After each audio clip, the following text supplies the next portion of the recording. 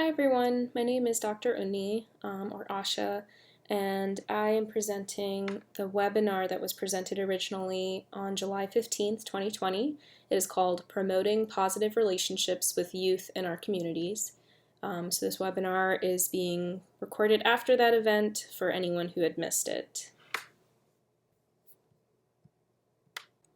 So during today's webinar, we're going to be able to understand the importance of positive and supportive relationships between at-risk youth and adults in the community.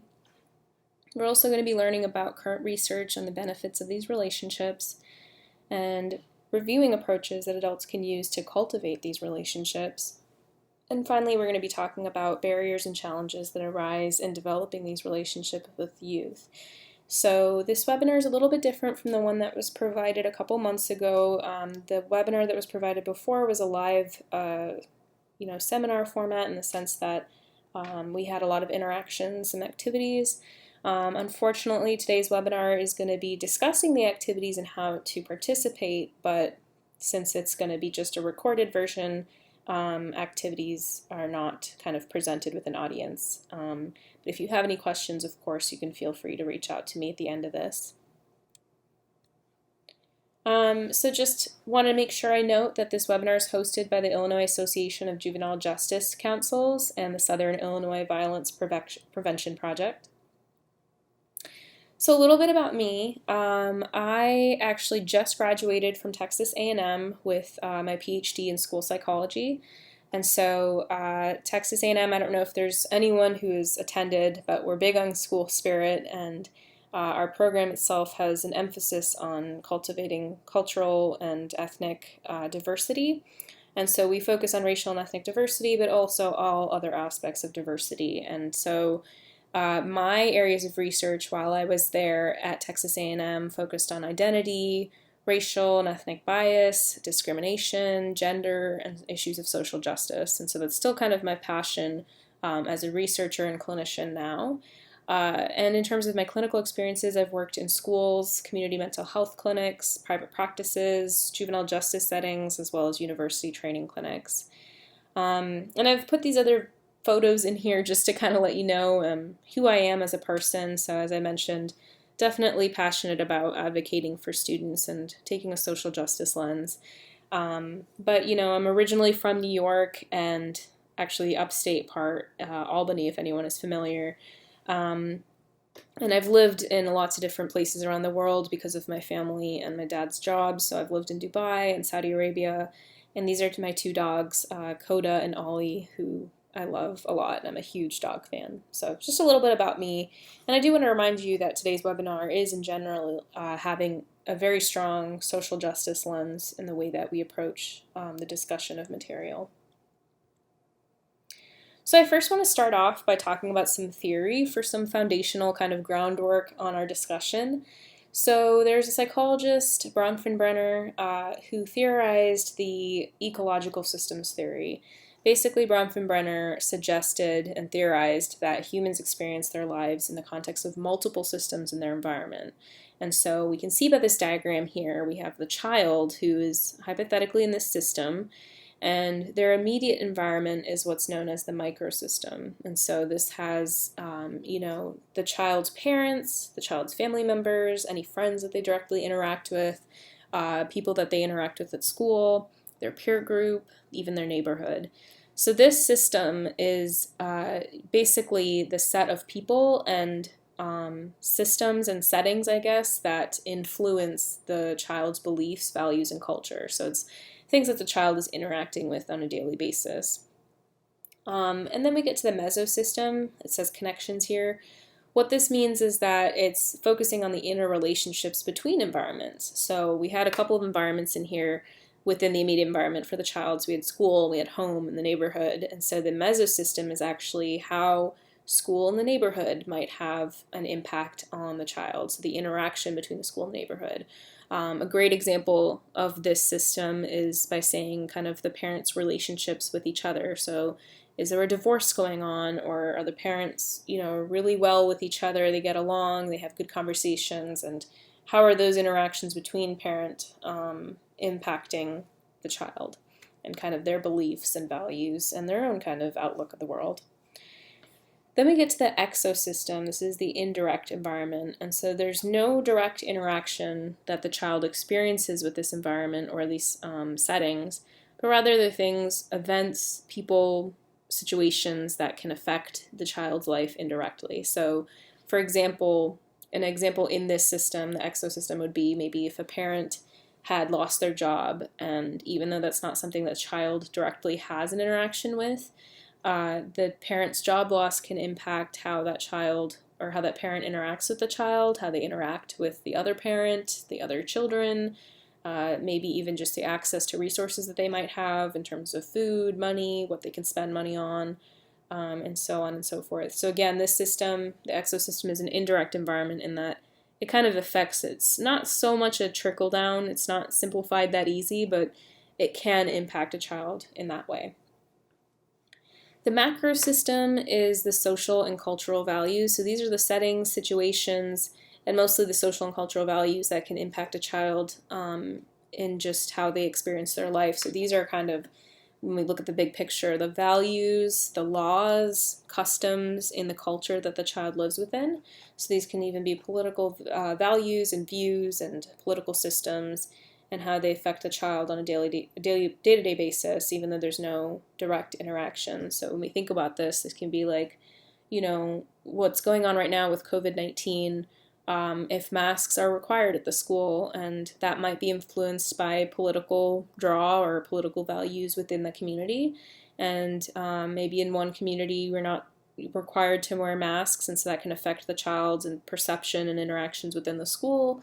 Versus another community that they're in with different political values or beliefs. Maybe, they have, they're in a state where the masks are required in the schools, and so the child has different interactions in that way. It's just an example of how that macro system could kind of play out. Lastly, we have the chronos system, where we talk about changes over time. So this is a little bit more abstract. We are thinking in this sense about economic crises or periods of change, major decisions, life changes. So actually, COVID-19 would be a great example of a chronos system. It's something that the child's not directly interacting with, but it has just this cascading effect on all the systems that they're navigating. So it's affecting values, it's affecting day-to-day experiences, it's affecting systems that they're having indirect interactions with, so it can affect their parents' jobs, all of that. And so the reason I bring up this theory first to kind of lay the groundwork before we even move forward is because Bronfenbrenner's system really helps us understand how the roles that we all play in all of these different settings can be really significant in impacting how a child can navigate their lives and, their beliefs, their values, the cultures they hold. It's significant, and it helps us understand that, we still have a role regardless of what part of the system that we're going to be in. So just as an example here, just to kind of illustrate it, so 13-year-old Latina student Anna lives in a middle-class neighborhood with her parents and siblings. Her parents lived in the U.S. for 10 years. She has a good relationship with her parents, and she has a good friend group. She has good relationships with teachers, but she has been bullied at school for being an immigrant, and she's worried. Her parents are worried about their immigration status. So if we were to kind of think about this from the Bronfenbrenner ecosystem's perspective, we would say that the most direct impact on Anna in terms of the systems would be, of course, the interactions that she has with her parents, her siblings, and her friend group. And even, the kids that she gets bullied by, even if she's not friends with them, that's still someone that she's interacting with directly that can affect kind of her perceptions of safety, but also her values and just moving forward kind of expectations about developing friends and friendships.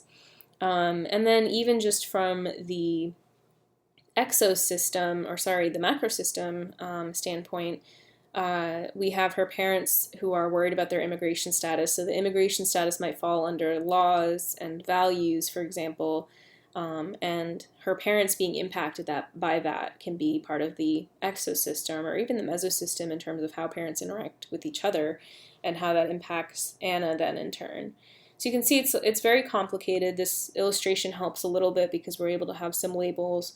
But again, the purpose of this theory is to say that we can't look at a child just as the child by themselves. We have to look at a child with the individual factors they bring, so their genetic factors, their personality, their upbringing, but also we have to look at their family, like what is their family life like? How are they kind of being disciplined? How are they being supported? How are they being nurtured at home? And what are the expectations within the family? Is it, warm, positive regard, or is it extreme kind of intense expectations of the kids? And then also just what's the interactions with the parents between themselves, and also is it a single parent household? Are there no parents? Is it grandparents? So many different factors just within the family. And then we get beyond that into kind of the community, the value system, communities and people that the parents or caregivers interact with. And then, of course, kind of changes over time, as we mentioned with COVID. We are definitely in a crisis right now for many reasons, but COVID-19 is an example of how kids are really navigating several systems right now. So when we think about, again, just the roles that all of us have in each of our settings, again, some of us here are clinical managers, some of us are mental health professionals, some of us are teachers, health professionals, we work in juvenile justice. There's so many different roles that we can have. And so just thinking about how we can really foster the relationships we have with our youth is important, because we can use our roles to our advantage to help these youth and help advocate for these youth. And looking at the research, two common barriers that come up that kind of develop as a barrier for these positive relationships with youth include trauma and biases. And so I'm going to be focusing on those two. There's a lot more that can come up, of course, but these two I'm focusing on for today. And again, it's for the social justice lens reason, but also because I think these two areas often get overlooked. So starting with trauma, a lot of us are familiar with kind of what trauma is in general, where it's, we have the symptoms we recognize, dissociation, flashbacks, all that. But trauma is not just, witnessing a natural disaster or traumatic event. It can be kind of categorized into different, areas of the type of trauma, but also different types of trauma within trauma categories. So we have this long study, a large study by the CDC Kaiser in the late 1990s, and it was the longest investigation of childhood abuse. And their findings were that adverse child experiences between ages 0 and 17 years can have a significant impact on adjustment for that individual as a child and then later as an adult. And so these are the kinds of adverse events that were listed from this study. And this study found that 61% of all adults had experienced at least one type of ACE, or adverse childhood experience, and 1 in 6 reported at least 4 or more of these. So again, it's one of these or 4 or more of these. And importantly, individuals of marginalized races and ethnicities are more at risk for experiencing 4 or more of these ACEs. And that's significant, right? Because if we look at it here, there's 3 different types of abuse they list. There's different types of neglect and different types of household dysfunction. If you're thinking about a child who experiences 4 of these, that's pretty intense traumatic experiences that they're having. And so again, when we think about trauma, we all know that, it's like something really significant and scary, but we can further categorize this. So acute trauma is like a single traumatic event. So maybe a child has, witnessed a car accident or been in a car accident. They've experienced natural disaster. They've experienced or lost someone that they love, like a loved one. And these aren't even listed on here. A lot of these aren't even listed on here. And the reason, again, is that this study was looking at just like very common adverse childhood events outside of just kind of some of the other traumatic events people often think about. But anyway, so acute trauma is a single traumatic event like the ones I mentioned. Chronic trauma is multiple traumatic events. So this is if a child, for example, had, gone through experiencing a car accident, then they also lost a loved one very recently after that, or even if it was at a different time point, it's just multiple traumatic events. Complex trauma, on the other hand, is the idea of frequency and duration. So maybe the child has experienced multiple traumas from a young age, or maybe it's just one type of trauma, like sexual abuse, that occurred over the time period of 5 years. So complex trauma is complex because it can be either a lot of traumas happening over time or one or two traumas happening just for a very long period of time.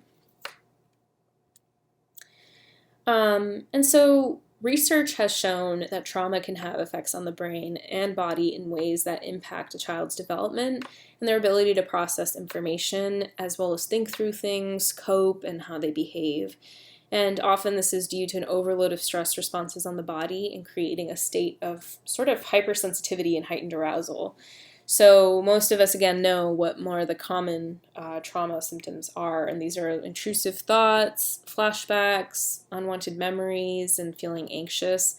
But behaviorally, we can observe this as things like impulsivity, inattention, hyperactivity, even things like aggression, anger control issues, poor problem solving, poor emotional control, and frustration. So when we think about some of these symptoms, these are really overlapping with a lot of the behaviors that we see in kids in our schools and in our juvenile justice settings. So we're seeing these for kids who are at risk of incarceration, and it's difficult because we want to be able to intervene and provide services, but we want to know kind of really what's going on, and understanding their trauma history can help us better understand what they need before they're falling victim to the system.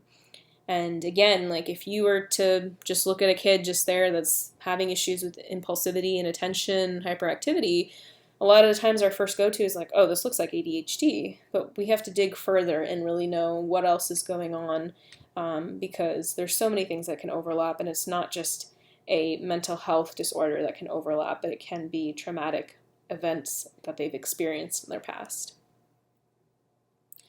Like I said, trauma in the brain is a significant impact that it can have.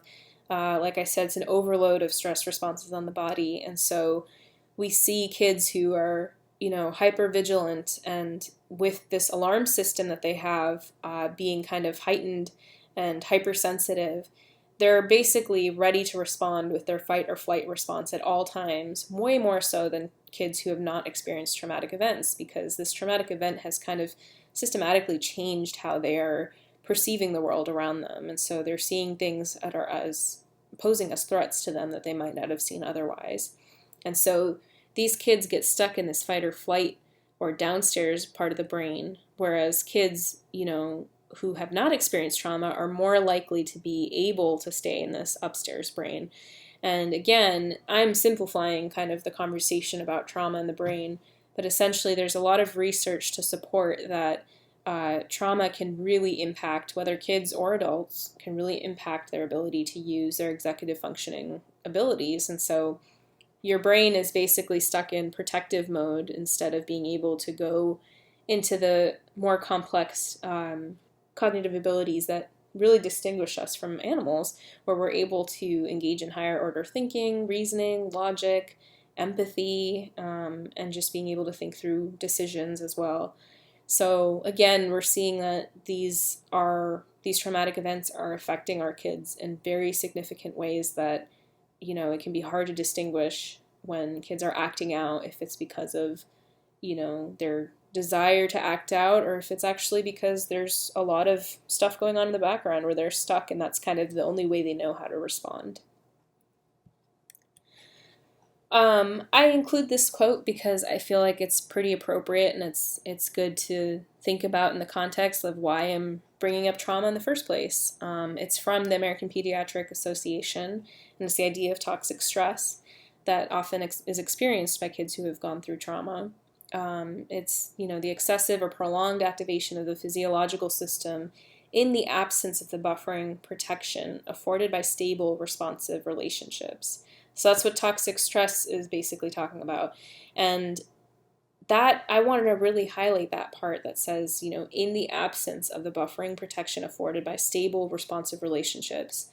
What that means is that we really could be able to provide some of that deactivation of the physiological system by affording these stable, responsive relationships.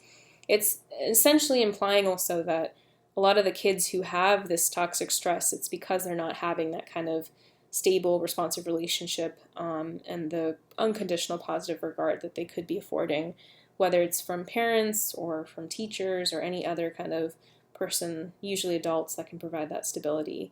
And it's not always, the adults in their life, it's not their fault. There's so many different reasons that this might be the case, but this is when we can step in then and be that stability for them.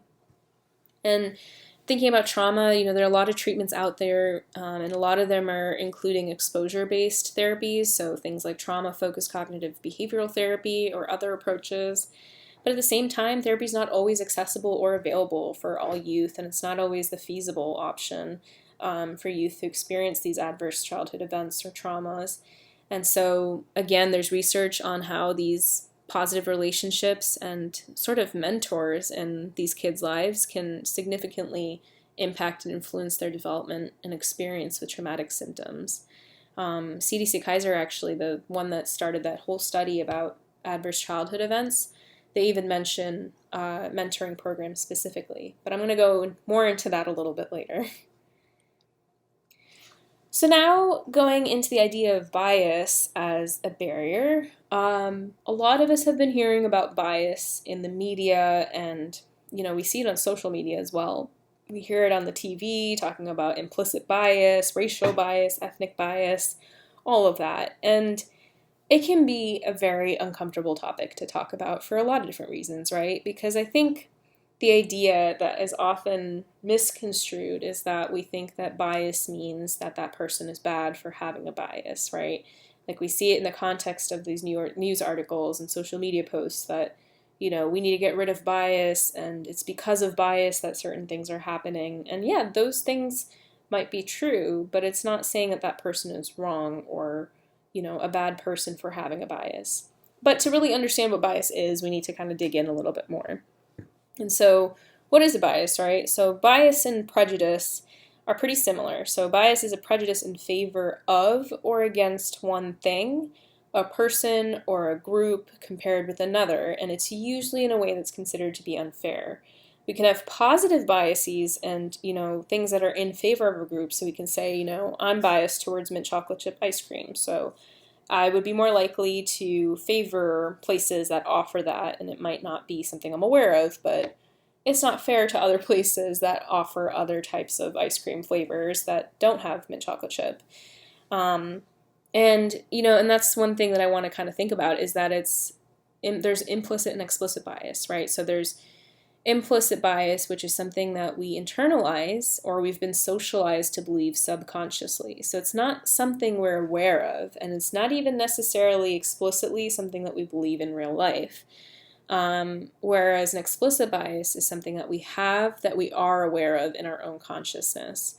So I like to use an example of this. One, I mentioned earlier in the presentation that I'm a huge dog lover, and so a lot of people have an implicit bias that certain breeds of dogs are aggressive. So they start to think that Rottweilers, Pit Bulls, German Shepherds are dangerous and aggressive dogs. And really, this can be an implicit bias because maybe if I asked someone, if it was someone on the street, like, hey, do you like Rottweilers? They might be like, yeah, sure. But then, we don't have this, because that's, again, explicitly we might acknowledge that, yeah, we're okay with this. But implicitly, we don't have this awareness that we do have maybe a bias against Rottweilers, because really our exposure to media and stories about these dogs being bred or used in police work and guarding and unfortunate cases of dog fighting even, these are all situations that just over time we've been kind of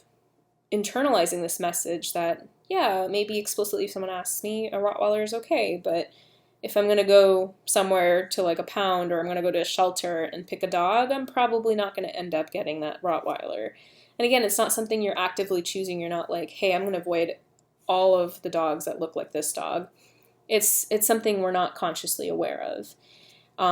But, maybe an explicit bias in this case for the dogs would be that, if you go to an apartment, which I actually had this experience recently when I was starting to try to move to my new apartment in Texas, they explicitly said that you cannot bring dogs of certain breeds, and they listed out all these breeds, kind of the ones that I mentioned, Rottweilers, Pit Bulls, German Shepherds, and they have that on there because they said explicitly, like, these breeds are aggressive.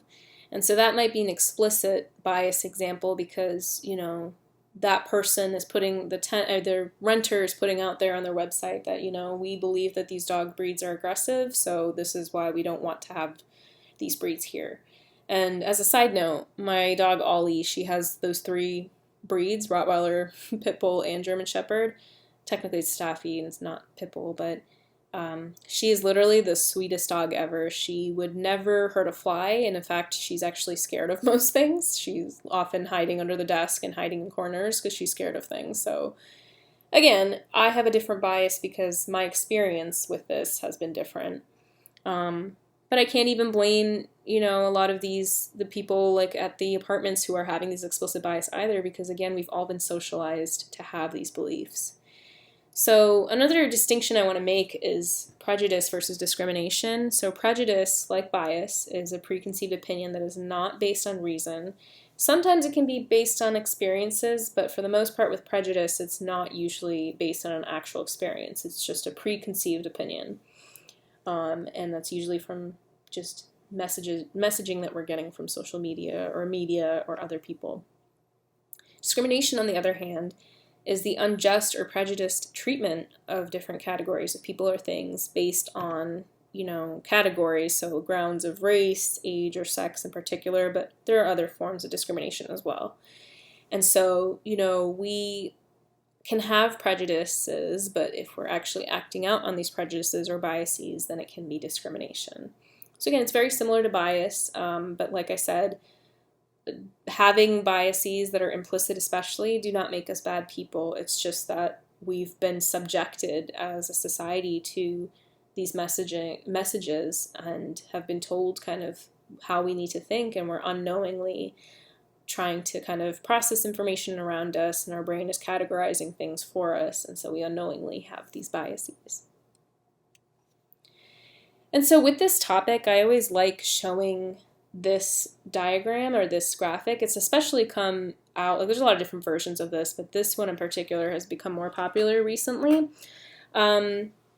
Because again, one of the types of biases that often come up are racial and ethnic biases. And as I mentioned, just with the roles that we have and thinking about kids who we work with who are at risk of incarceration, there have been discussions about how, we work with youth of marginalized backgrounds from different races and ethnicities. And there are some, research studies showing how race and ethnicity can really play into these risks for kids being incarcerated. And I'm going to talk a little bit more about that in just a bit. But race and ethnicity really matter because of systemic privileges and oppression that has led to these students having disparate educational experiences and outcomes. And so as adults in these systems, we're social change agents. Like when we think back to Bronfenbrenner's micro and meso systems, we really have significant roles in these kids' lives. So how we consider race and ethnicity for our youth and how our youth consider their own race and ethnicity can really impact this relationship that we have with them. And so when we look at this first graphic, people often talk about inequality and inequality. So inequality, as the graphic says, it's unequal access to opportunity. So you can see here we have 2 kids here and this tree that's slightly bent over. So we have this kid who's able to get these apples, which is a little bit more populated on this side. And we have this other kid here who's also at the side of the tree, but this side of the tree doesn't have as many apples and it's not quite tilting the same way as it was for this kid. So it's unequal access to the opportunities. Our apples are the opportunities, and these kids don't exactly have the equal kind of access that they should. So how do we fix that? We can try and make this an equal situation instead of unequal. So we can do this by giving both kids ladders. So now we're giving them evenly distributed tools and assistance. So now both of these kids are closer and have, equal distributed tools, but this kid is still kind of farther away because the opportunities are still set up in a way that it's not bringing he or she closer to him or her closer to the opportunities.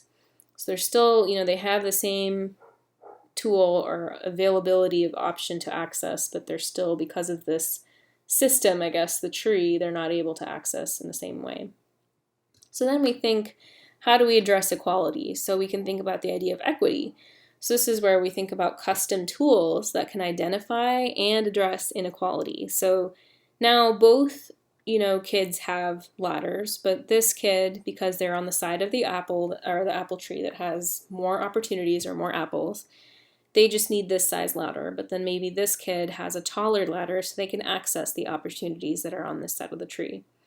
But we still have a problem here, because when we look at the tree, the opportunities, the tree is shifted one way and the opportunities are kind of scattered over here, but then there's much more opportunities over on this side.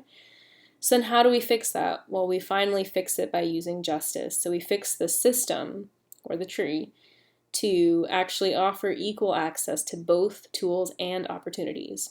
So you see in this part of the graphic that both kids have the same size ladders, and they're both able to access the opportunities. And the reason is because now the opportunities, or the apples, are the same on both sides. The tree is also pulled down here so it's straightened out, so that both kids can have that equal access. So again, it's just a nice way of kind of thinking about the way our system works, and just being able to straighten out what the difference is between equality, equity, and justice. Because a lot of the times, as individuals who advocate for these kids, it can feel hard when we feel like we're giving, rewards or reinforcements, or giving more attention for kids who are, acting out. And it's not that we're trying to give them an unfair advantage, or we're giving them rewards that other kids can't get, but rather we're trying to help lift those kids to be at the same playing field as the other kids. And then behind the scenes, we do as much as we can to be able to advocate for those kids to have equal opportunities in the first place. So I'm going to go ahead and play this video. It explains the idea of systemic racism, because as we mentioned with the apple tree, there's systems that we need to address, that these systems put out these unequal opportunities in the first place, and unjust opportunities. So this video does a good job of explaining, in terms of race, how our systems in our society have been set up. This is Jamal. Jamal is a boy who lives in a poor neighborhood. He has a friend named Kevin, who lives in a wealthy neighborhood. All of Jamal's neighbors are African American, and all of Kevin's neighbors are white. Because Jamal's school district is mostly funded by property taxes, his school is not very well funded. His classrooms are overcrowded, his teachers are underpaid, and he doesn't have access to high-quality tutors or extracurricular activities. Kevin's school district is also funded by property taxes, so his school is very well funded. His classrooms are never crowded, his teachers are very well paid, and he has access to high-quality tutors and lots of extracurricular activities. Kevin and Jamal live only a few streets away from each other. So how come they're growing up in such different worlds with such different opportunities for success? The answer has to do with America's history of systemic racism. To understand it better, let's look at what life was like for Kevin and Jamal's grandparents. Decades after the Civil War, many government agencies started to draw maps dividing cities into sections that were either desirable or undesirable for investment. This practice was called redlining, and it usually blocked off entire black neighborhoods from access to private and public investment. Banks and insurance companies used these maps for decades to deny black people loans and other services based purely on race. Historically speaking,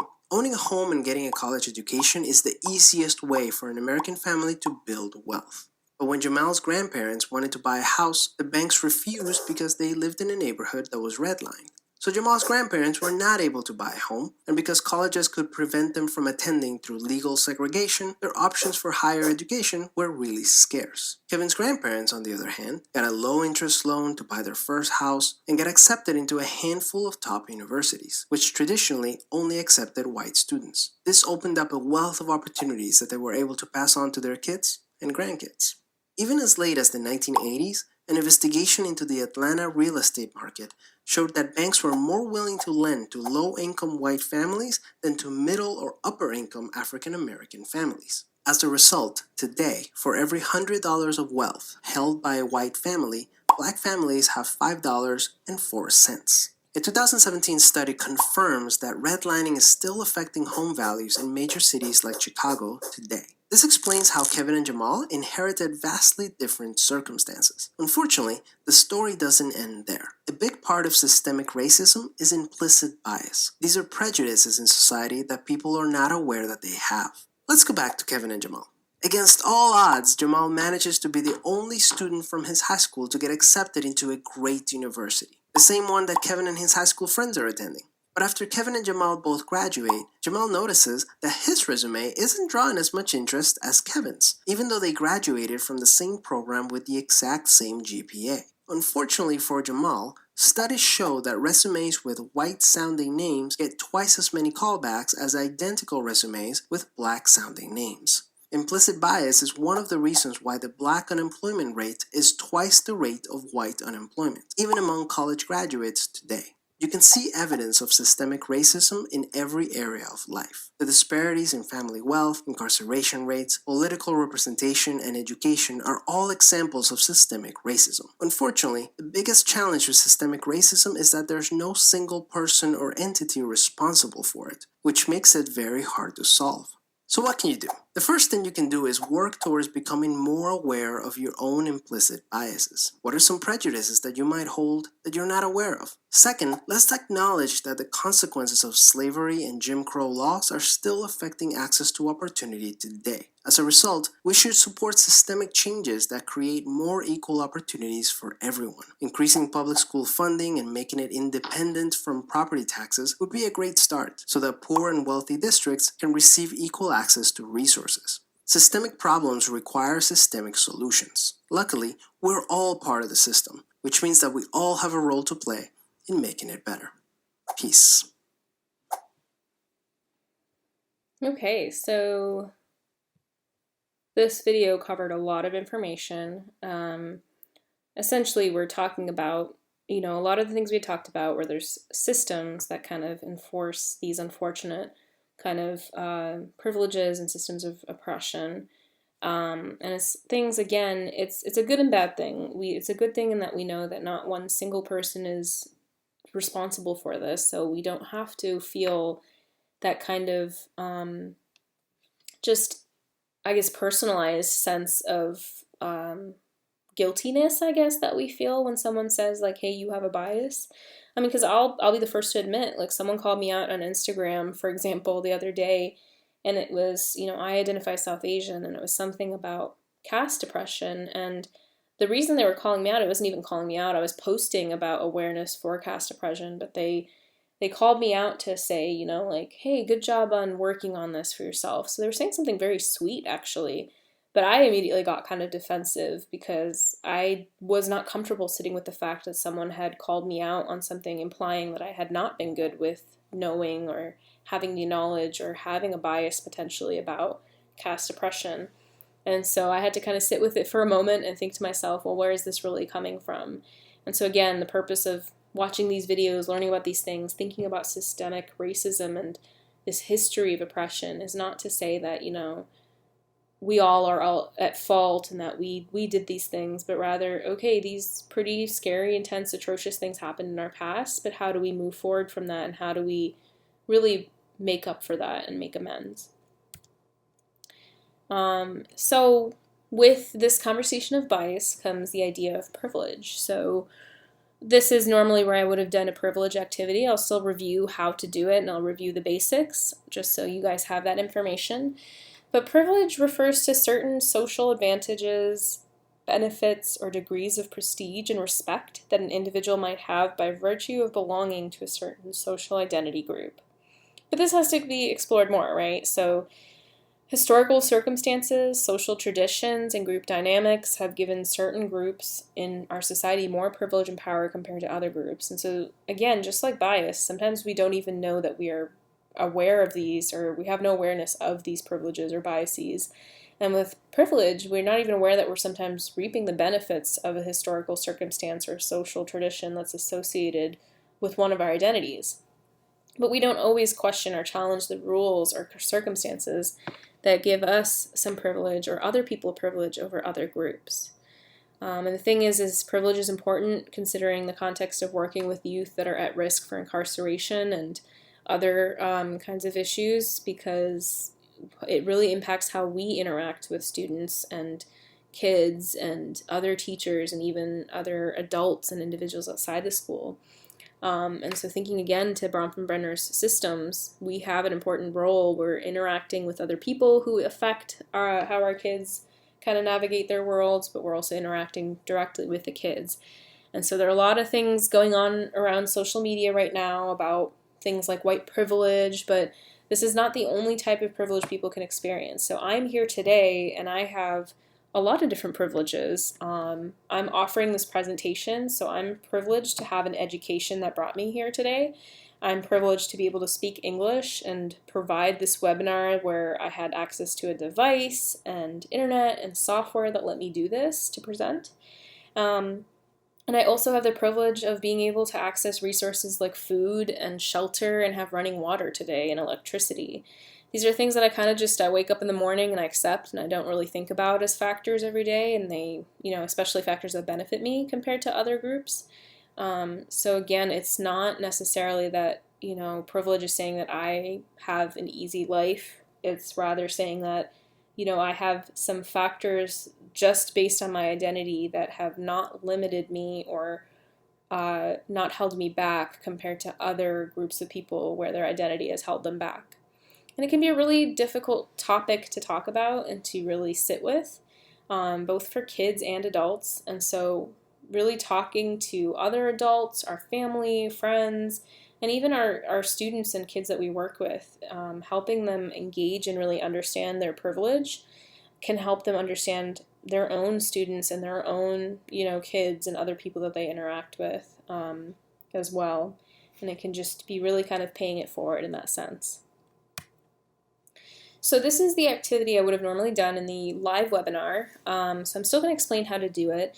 This link here gives access to the handouts. It's a handout that has just a ton of options for how to engage students in kind of social justice topics and other topics for engaging in ideas about power and discrimination, bias, identity, all that.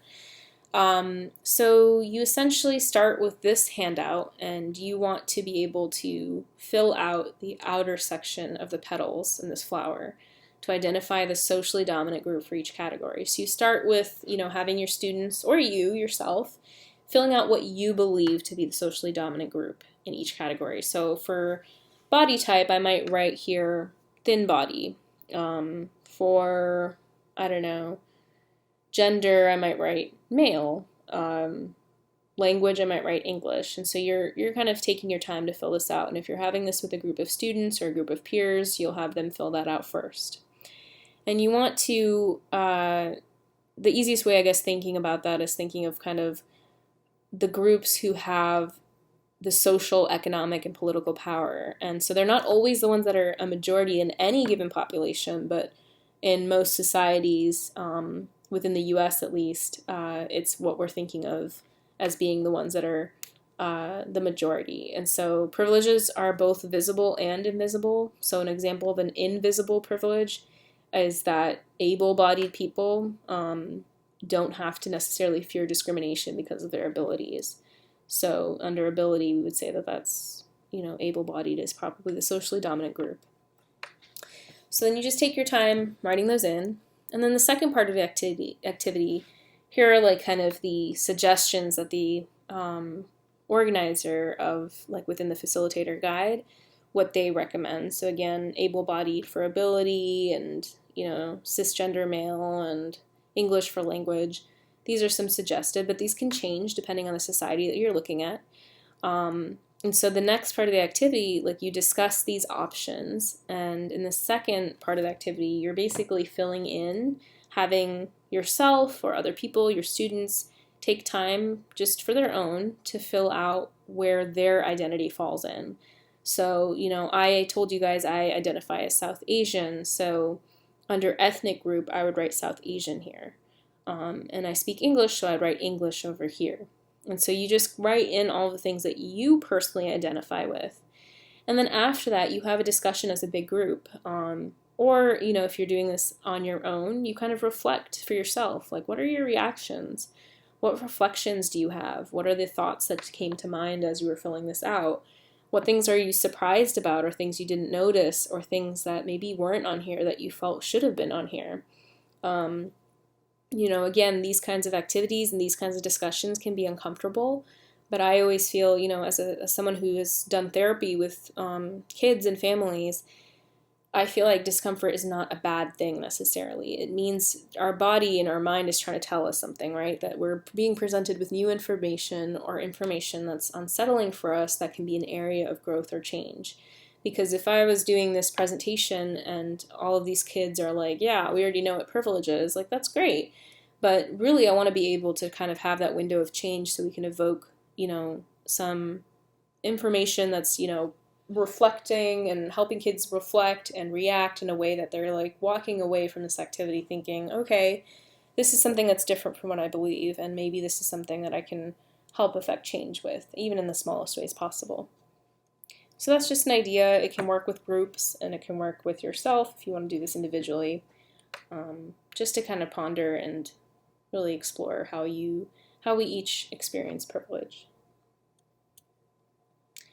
So I had mentioned earlier that, in the context of the settings that we all work in, there are, systemic oppressions and historical circumstances that have led to oppressions and kind of challenges with race and ethnicity. And I told you guys I would come back to this considering the context of the school and thinking of the kids that we work with who are at risk for incarceration.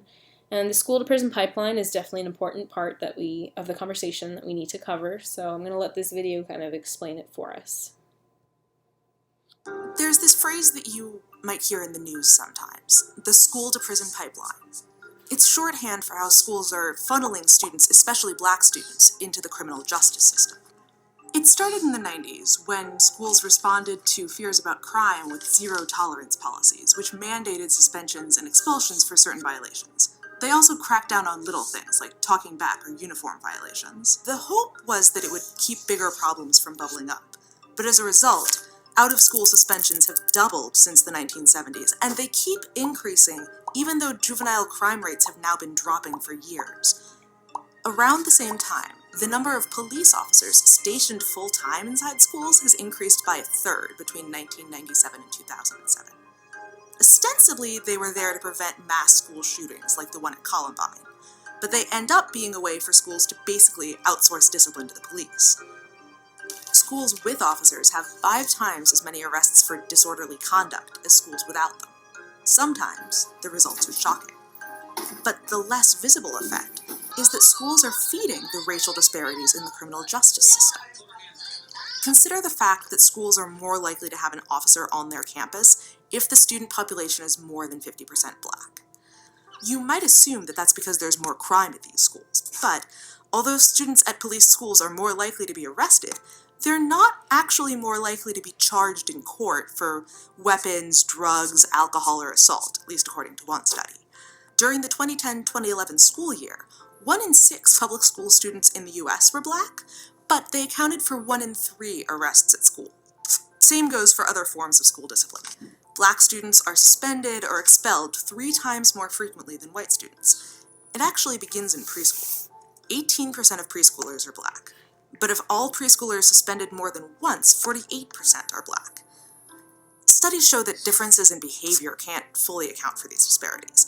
Black students and white students are sent to the principal's office at similar rates, but black students are more likely to end up with a serious punishment. One study found that white students are more likely to be suspended for provable offenses like smoking or vandalism. Black students are more likely to be suspended for subjective offenses like talking back or insubordination. Students who are suspended in school are more likely to later drop out or get arrested, so the federal government is asking schools to make suspension and expulsion the absolute last resort. In Oakland, California, public schools are trying something called restorative justice, where both parties in a conflict talk it out with a counselor instead of relying on punishment. The results are pretty encouraging. In the last 10 years, chronic absenteeism is down, and graduation rates are up in the schools that have tried it. Other cities and districts are also trying new policies. They're hoping that if their students end up in the criminal justice system, at least it won't be because the schools pushed them there.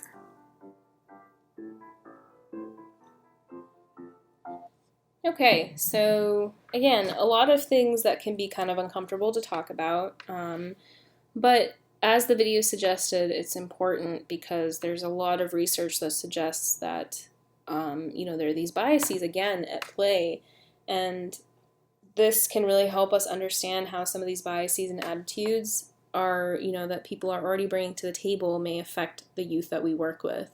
And even the youth that we work with might have some of these biases and attitudes. And so sometimes these youth can be in the system earlier than expected. And so renewing their hope and challenging these biases and providing a safe space for them is crucial. And so positive student relationships or positive relationships that we have between mentors or adults and these kids can really end this cycle. So promoting positive behaviors and intervening in ways that support the students in alternative ways or our youth by using social skills, mindfulness skills, anger management, and others can be more effective in many ways than kind of leading to the incarceration route. This is important also just thinking about the research where at the national level, Black males account for 8% of the total male student population in the U.S. However, 25% of Black male students out of all schools in the U.S. receive out-of-school suspensions, respectively. And same thing with Black females, even though they comprise 8% of all female students in the nation, Black females are accounting for 14% of all out-of-school suspensions. And these similar patterns are seen with Latinx youth, but they're slightly less severe, so there's definitely a pattern because we're not seeing the same rates, disproportionate rates with white students. And so this is definitely alarming, and it's worrisome because we have these biases that lead to these disproportionate rates, and then the disproportionate rates kind of feed back into our biases because we feel, oh, well, the system has more Black males and Black females or other ethnicities, and so we start to associate, well, we're seeing more of them in there, that means there must be something that they're doing wrong, when in fact some of these systems that we mentioned in previous videos are kind of influencing these biases in a way that land them there in the first place. And I like this graphic from the ACLU. It basically talks about how a lot of the roles that we have, they're not being filled as often as, the roles of, school resource officers, for example. So again, this is where we can step in and provide those kinds of positive skills that can hopefully support our kids in a way that's not providing punishment instead. So how do we've been talking about positive relationships, and that's the title of this presentation and webinar, but how do we actually go about doing it? And so, we can brainstorm ideas. There's ideas that I'm sure many of you have probably been able to use at work and are effective with your youth. But there is research on the ideas of mentorship. And so the theory from Bronfenbrenner really lends itself to this discussion about the mentoring relationship. And so a mentor is a person, usually an older adult, who can work with a youth and communicate with them in a way that influences them positively. So usually mentors help in a way that's, influencing development in some respect.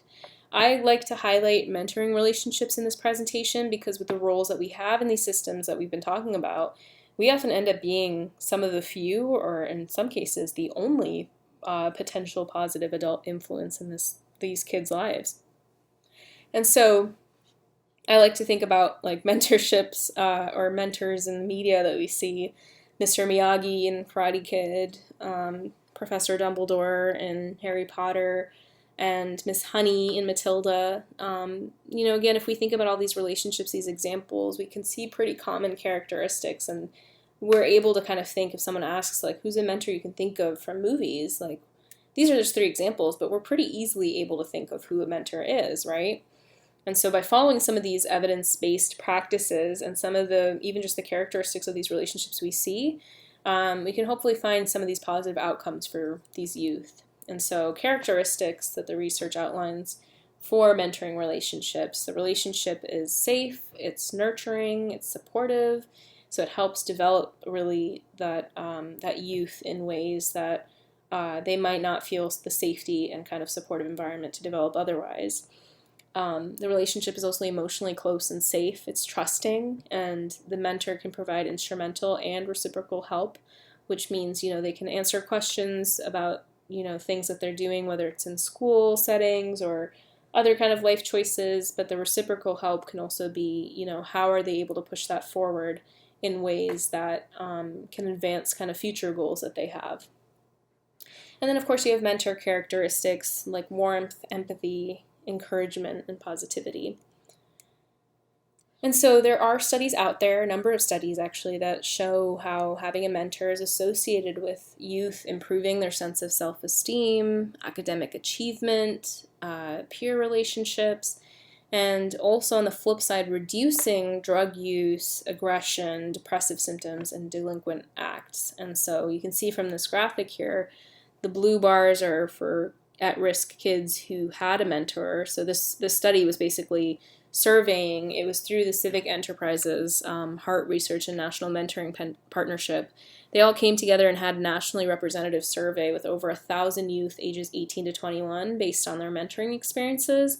And they asked them questions about their mentoring experiences between the ages of 8 to 18. And so these were kind of the results from that study. And the blue one is kids who had a mentor, and the yellow ones are ones who did not. And so you can see in all of these cases, kids who had a mentor were more likely to enroll or say they wanted to enroll in graduate from college, were participating in extracurricular activities, pro-social activities that engaged leadership positions, and even doing things like volunteering in the community. So it's not to say that the at-risk kids who didn't have mentors were not doing these things, but there was more likelihood, or a higher likelihood, of kids who had a mentor engaging in these positive activities. And then with this chart, we talk about kind of, mentorship in general. There's been structured programs, and then there's programs that are not so structured. So sometimes you can have a formal mentor where you're going through Big Brothers, Big Sisters, or a mentoring program through another agency where it says, this is your mentor assigned, and this is your mentee. And then we can have informal mentoring relationships where many of us can probably think about a teacher or another adult where we kind of looked up to, and we were able to ask them for advice and talk to. And these are kind of informal mentoring relationships we have where that person is advising us and supporting us, but they don't have a formal mentoring role or something that they've signed up for. And so in the structured mentoring relationships, youth found that, these relationships were very helpful, and it was definitely more helpful if they were together for at least a year or more. When we were thinking about how helpful it was, over 50% felt like it was very helpful, and only just 5% found it not helpful at all. So even otherwise, majority of the youth who had mentors in a structured program felt it was helpful to them in some way. Then on the flip side, when we think about informal mentoring relationships, we're actually seeing these are overwhelmingly helpful. So just compared to the other graph, we're seeing a huge difference where just 1% of the youth felt it was not helpful at all. And the benefits in general, whether it's 1 year or less or more than a year, are substantial. So what does that tell us? It tells us that, our roles, again, in these settings, even though we're not signed up to be a mentor or we're signed up to have mentees, that we can really affect a lot of change in these kids' lives, especially considering the positive outcomes that have been, found in the research for these kids. And I personally, this is one of my favorite findings from the study, that it's amazing that a lot of the kids who, now they're young adults who were interested or who had a mentor, or had experiences of being mentored, are now interested in becoming mentors themselves. And so there's, definitely a gap in terms of, people who are fairly very interested versus others, and versus who had a mentor. But I think this is amazing because there is some anecdotal evidence, and there might be research that I'm not personally familiar with, but there's definitely anecdotal information about kids feeling like they had a lot of benefit and, enjoyment from mentoring experiences with adults and mentors who had gone through similar experiences. So a youth I worked with, he really connected with someone who was mentoring him in the past who had also experienced incarceration or had been on probation, just like my youth had as well. So we're able to connect and have those experiences that connection with each other when we have that relatability aspect as well. And it's just, I love the idea that these youth are willing to and interested in kind of paying it forward. They want to help out kids who had gone through things like they did. So just in conclusion, we've talked about a lot of different things. So the idea is that the kids that we work with, a lot of them are at risk, and at-risk youth are likely to experience traumatic events, which can then impact their behaviors. We talked about how trauma impacts behaviors because of the way it impacts the brain and the body, and so we really need to be able to tease apart what behaviors we're seeing and what could be all of the possibilities for why the youth might be engaging in these behaviors. And looking beyond just the face value, but looking at the kid and kind of the systems they live within.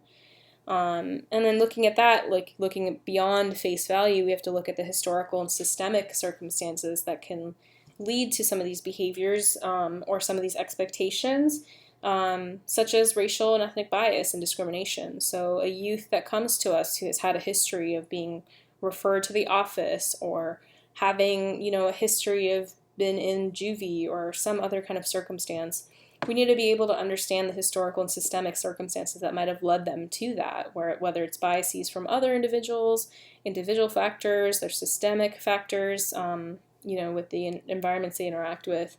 These are all things we have to consider. And then, of course, the fact that youth interact with multiple systems in their environments, and the fact that we're then social change agents for these youth because of the roles that we play. It's just really important for us to consider, because we think, we might not have that much of an impact on some of these youth if we're just, I say quote unquote, just, a probation officer or a mental health professional, but we really can be a huge part of their lives depending on how we interact with them and kind of how we can be that supportive person for them, for that stability that can be really protective considering the experiences that they have.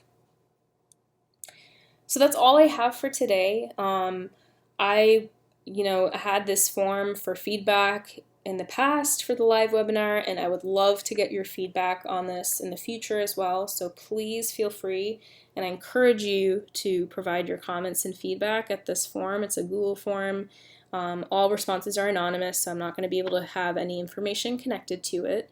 It just helps me as a researcher or clinician who is now entering the field, with my PhD, that I can be able to help with how I work with kids in the future, or how I have these conversations and presentations. And you can also email me at aunni@stressandtrauma.org if you have any questions for clarification, or if you have any other kinds of feedback or advice. So thank you so much. And I did want to add in here that just with our consideration of our discussion of social justice issues while working with at-risk youth, I've created several graphics that can be used on social media. They can be shared with clients, they can be shared with our youth, staff, anyone else. They all include positive messages that help us as adults, as well as our youth, to promote the idea of advocacy. So again, the whole conversation that we've been having with this webinar is how do we advocate for our youth by promoting these positive relationships. And so it's really healthy to be able to help our youth as well promote this idea of advocacy, for advocating for kids and other people from all backgrounds, and taking time to acknowledge and learn about our own privileges and biases so that we can support one another. And so if you want to have access to these graphics, you can actually access the website that Dr. Buckman from the Stress and Trauma Treatment Center has created. The website is iajjcresources.org. That is iajjcresources.org. So it's a resource center for the Illinois Association of Juvenile Justice Councils. And once you get to the homepage, if you click on their link to kind of see the menu to navigate the website, there's an option that says training. If you click on training, you will see my presentation where you can download in PDF or PowerPoint version. And by doing that, you can have access to the full graphics that I've created. So I want to thank everyone again today thank you for accessing my webinar, and thank you for your attention, and thank you for all of the amazing work that you do for our youth, and take care.